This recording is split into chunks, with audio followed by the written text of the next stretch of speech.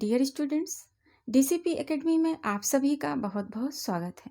इस वीडियो में आप देख रहे हैं आत्मपरिचय कविता का भावार्थ, आत्मपरिचय कविता की व्याख्या। यह वीडियो बहुत ही महत्वपूर्ण है। आत्मपरिचय कविता हरिवंश राय बच्चन जी की कविता है। बहुत ही महत्वपूर्ण कविता है, हमेशा पूछा जाता है इस चैप्टर से। तो आइए देखते हैं इस वीडियो को विस्तार पूर्वक। और वीडियो को देखने से पहले कृपया चैनल को सब्सक्राइब कर लीजिए और वीडियो को शेयर जरूर कीजिएगा। और आत्मपरिचय कविता का सार, आत्मपरिचय कविता का सारांश आप हमारे इसके पहले वीडियो में देख सकते हैं। बहुत ही महत्वपूर्ण है वो। आइए देखते हैं इस वीडियो को लाइन टू लाइन, इस कविता की व्याख्या, आत्मपरिचय कविता की व्याख्या। मैं जग जीवन का भार लिए फिरता हूँ, फिर भी जीवन में प्यार लिए फिरता हूँ। कर दिया किसी ने झनकृत जिनको छूकर, मैं सांसों के दो तार लिए फिरता हूँ। मैं स्नेह सुरा का पान किया करता हूँ, मैं कभी न जग का ध्यान किया करता हूँ। जग पूछ रहा है उनको जो जग की गाते हैं, मैं अपने मन का गान किया करता हूँ। आइए देखते हैं इन लाइनों की व्याख्या संदर्भ और प्रसंग सहित। प्रस्तुत पंक्तियां हमारी हिंदी पाठ्य पुस्तक आरोह पाठ एक कविता आत्मपरिचय से ली गई हैं। इस कविता के रचयिता हरिवंश राय बच्चन जी हैं। ये आप संदर्भ में लिखेंगे, प्रसंग लिखेंगे। कवि अपने जीवन में हमेशा अपने मन की सुनता है और वो संसार की मान्यताओं को नहीं मानता है। भावार्थ देखिए इन लाइनों का। इन पंक्तियों में कवि कहते हैं कि सांसारिक गतिविधियों एवं दायित्वों के बावजूद उनके जीवन में प्रेम भरा हुआ है। जैसे किसी ने उनके सितार रूपी मन को छूकर झनकृत कर दिया हो और उनके जीवन में संगीत भर दिया हो। यही संगीत उनके प्रेम भरे जीवन का और उनकी सांसों का कारण है। कवि आगे कहते हैं कि वो प्रेम रूपी मदिरा का सेवन किया करते हैं। वो संसार की परवाह नहीं करते हैं।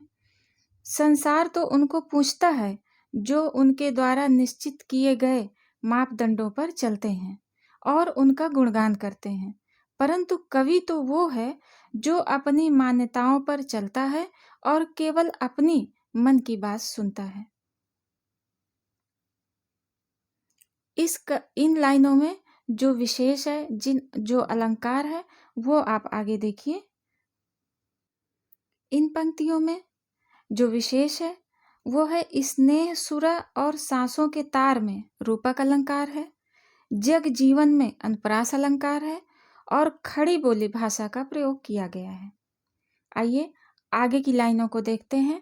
आत्मपरिचय कविता की आगे पंक्तियों को देखते हैं। अभी आपने 8 पंक्तियों की व्याख्या देखी, अब आगे की पंक्तियों की व्याख्या देखते हैं।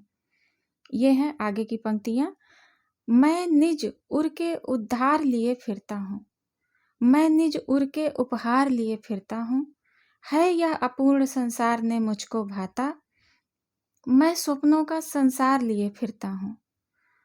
मैं जला हृदय में अग्नि दहा करता हूँ, सुख दुख दोनों में मग्न रहा करता हूँ।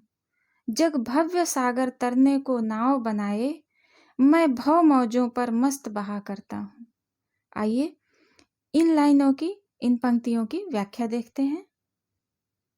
सबसे पहले संदर्भ और प्रसंग देखते हैं इन पंक्तियों का, इन लाइनों का। प्रस्तुत पंक्तियां हमारी हिंदी की पाठ्य पुस्तक आरोह पाठ एक कविता आत्मपरिचय से ली गई हैं। इस कविता के रचयिता हरिवंश राय बच्चन है, ये आप संदर्भ में लिखेंगे। कवि अपना जीवन प्रेम और कल्पनाओं में बिताते हैं। कवि अपना जीवन जो है प्रेम और कल्पनाओं में बिताते हैं।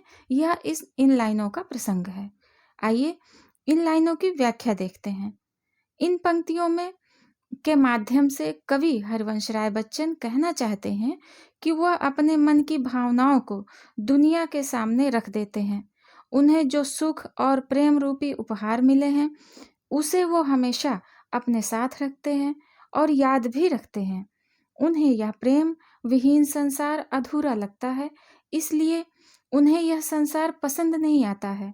वो तो स्वयं एक सपनों का संसार लिए फिरते हैं जिसमें प्रेम एवं कल्पनाएं हैं।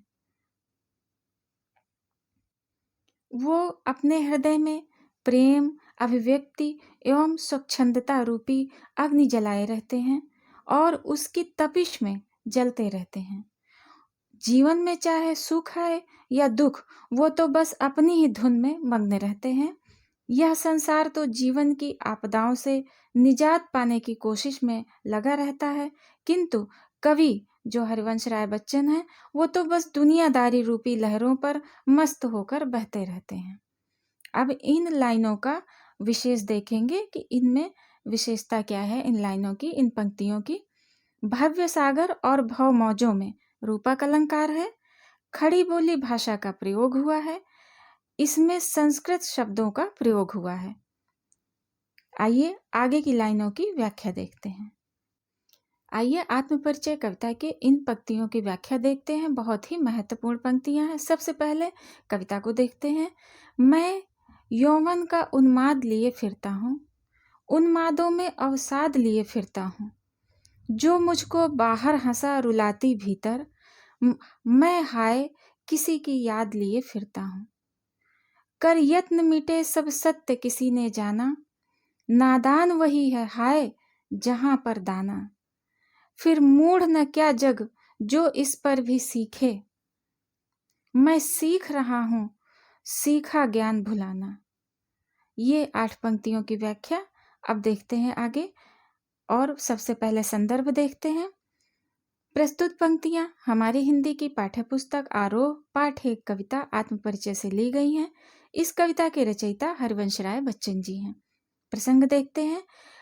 इसमें कवि ने नादान और समझदार, प्रस्तुत पंक्तियों में कवि ने नादान और समझदार 2 तरह के लोगों का वर्णन किया है, और साथ ही कवि अपनी प्रेमिका का वर्णन करते हैं इन पंक्तियों में।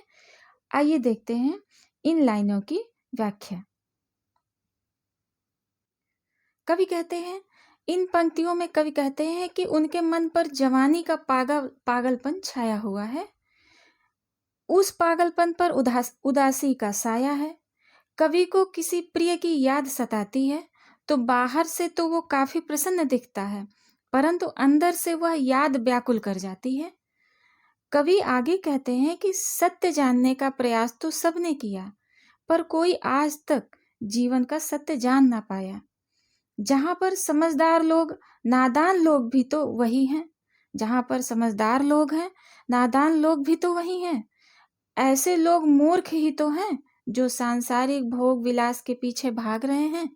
कवि कहते हैं कि मैं अब तक सीखे गए ज्ञान को भूलना सीख रहा हूं और अपने हृदय की सुनना सीख रहा हूं।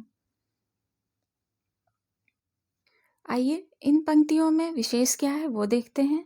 सब सत्य में अनुप्रास अलंकार है। उन्मादों में अवसाद में विरोधाभास अलंकार है। खड़ी बोली भाषा का प्रयोग हुआ है। आइए आगे की पंक्तियां देखते हैं, आगे की कविता देखते हैं और इन लाइनों की व्याख्या देखते हैं। सबसे पहले इन लाइनों को देखते हैं, इन पंक्तियों को देखते हैं। मैं और जग और, मैं और जग और कहाँ का नाता। मैं बना बना कितने जग रोज मिटाता। जग जिस पृथ्वी पर जोड़ा करता है वैभव, मैं प्रतिपग से उस पृथ्वी को ठुकराता। मैं निज रोदन में राग लिए फिरता हूँ, मैं शीतल वाणी में आग लिए फिरता हूँ। मैं निज रोदन में आग लिए फिरता हूँ, शीतल वाणी में आग लिए फिरता हूँ। हो जिस पर भूपों के प्रसाद न्योछावर, मैं उस खंडर का भाग लिए फिरता हूँ। आइए इन लाइनों की व्याख्या देखते हैं और उसके पहले संदर्भ देखते हैं। प्रस्तुत पंक्तियां हमारी हिंदी की पाठ्य पुस्तक आरोह पाठ 1 कविता आत्मपरिचय से ली गई हैं। इस कविता के रचयिता हरिवंश राय बच्चन जी हैं। ये आप संदर्भ में लिखेंगे, प्रसंग में लिखेंगे। इनमें कवि स्वयं को इस संसार से अलग मानता है। कवि जो सोचता है, संसार तो उसकी कल्पना से बहुत अलग है। इन पंक्तियों की व्याख्या देखते हैं, इन पंक्तियों का भावार्थ देखते हैं। इन पंक्तियों में कवि कहना चाहता है कि मैं कुछ और सोचता हूँ, संसार में कुछ और चलता है, इसलिए मुझ में और संसार में कोई संबंध संभव ही नहीं है। मेरी कल्पनाओं का संसार तो कुछ और ही है, जिसे मैं रोज अपने सपनों में बनाता हूँ और फिर मिटा देता हूँ। पूरा संसार पृथ्वी पर धन संपदा जोड़ रहा है, अपना पूरा जीवन भोग विलास के पीछे लगा रहा है। ऐसी सांसारिक वस्तुओं से भरी धरती को मैं हर कदम पर ठोकर मारता हूँ। कवि कहते हैं कि मेरे आंसुओं में भी प्रेम है, ठंडे शब्दों में भावनाओं की तपिश है, क्रोध की आग है। कवि का मन प्रेम में निराशा के कारण खंडहर जैसा हो गया है, फिर भी वह उसे राजा महाराजाओं के महल से कहीं बेहतर मानता है। उस खंडहर के एक हिस्से को कवि अपने सीने से लगाए फिरता है। आइए इन कवियों में, इन कविताओं में, इन पंक्तियों में विशेष क्या है वो देखते हैं। और शब्द की आवृत्ति में यमक अलंकार है। कहाँ और जग जिसमें अनुप्रास अलंकार है। बना बना में पुनरुक्ति प्रकाश अलंकार है। खड़ी बोली भाषा का प्रयोग किया गया है। आइए अगली ये पंक्तियां देखते हैं। बहुत ही महत्वपूर्ण ये पंक्तियां हैं और इसके बाद इनकी व्याख्या देखते हैं। मैं रोया इसको तुम कहते हो गाना, मैं फूट पड़ा तुम कहते छंद बनाना। क्यों कवि कहकर संसार मुझे अपनाए, मैं दुनिया का हूं एक नया दीवाना। मैं दीवानों का एक वेश लिए फिरता हूं, मैं मादकता निःशेष लिए फिरता हूं। जिसको सुनकर जग झूम झुके लहराए, मैं मस्ती का संदेश लिए फिरता हूं, मैं मस्ती का संदेश लिए फिरता हूं। आइए देखते हैं इन पंक्तियों की व्याख्या। सबसे पहले संदर्भ देखते हैं। प्रस्तुत पंक्तियां हमारी हिंदी की पाठ्य पुस्तक आरोह पाठ एक कविता आत्मपरिचय से ली गई हैं। इस कविता के रचयिता हरवंश राय बच्चन जी हैं। ये आप संदर्भ में लिखेंगे, प्रसंग में लिखेंगे। इसमें कवि कहते हैं कि मेरी भावनाओं को केवल एक गीत ही मानते हैं लोग।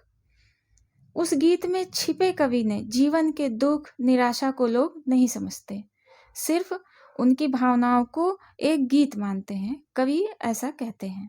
ये आप प्रसंग में लिखेंगे। आइए इन पंक्तियों का भावार्थ देखते हैं।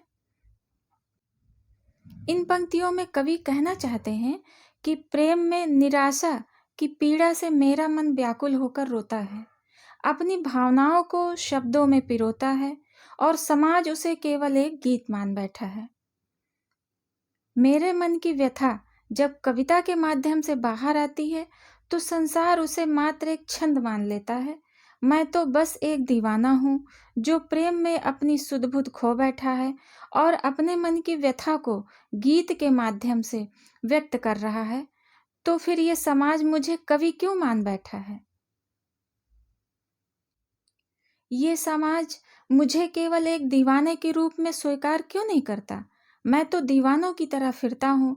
मेरे जीवन में जो मदहोशी शेष रह गई है उसे लिए घूमता हूँ। जिसको सुनकर संसार झूमता है, नाचता है, वह तो मेरी मदहोशी है, जिसको दुनिया गीत समझ बैठी है। मैं तो बस अपनी मदहोशी का संदेश लिए फिर घूमता हूँ। इन पंक्तियों में जो विशेष है वो आप देखिए। कवि कहकर झूम झूम के, क्यों कवि में अनुप्रास अलंकार है। संस्कृत शब्दों का प्रयोग हुआ है, खड़ी बोली भाषा का प्रयोग हुआ है। डियर स्टूडेंट्स, आशा करते हैं कि यह वीडियो आपके लिए बहुत उपयोगी होगा। तो हमारे चैनल को सब्सक्राइब कीजिए और वीडियो को शेयर कीजिए। हमारे अन्य महत्वपूर्ण वीडियोज आप प्लेलिस्ट में देख सकते हैं। इसके पहले आप बहुत सी वीडियोस, भक्तिन का सारांश, भक्तिन के प्रश्नोत्तर आप हमारी इसके पहले की वीडियो में देख सकते हैं और आत्मपरिचय कविता का सार आप हमारी इसके पहले की वीडियो में प्लेलिस्ट में देख सकते हैं या इसके पहले की वीडियो में देख सकते हैं। आशा करते हैं कि यह वीडियो आपके लिए बहुत उपयोगी होगा। Have a nice day. आपका जीवन मंगलमय हो।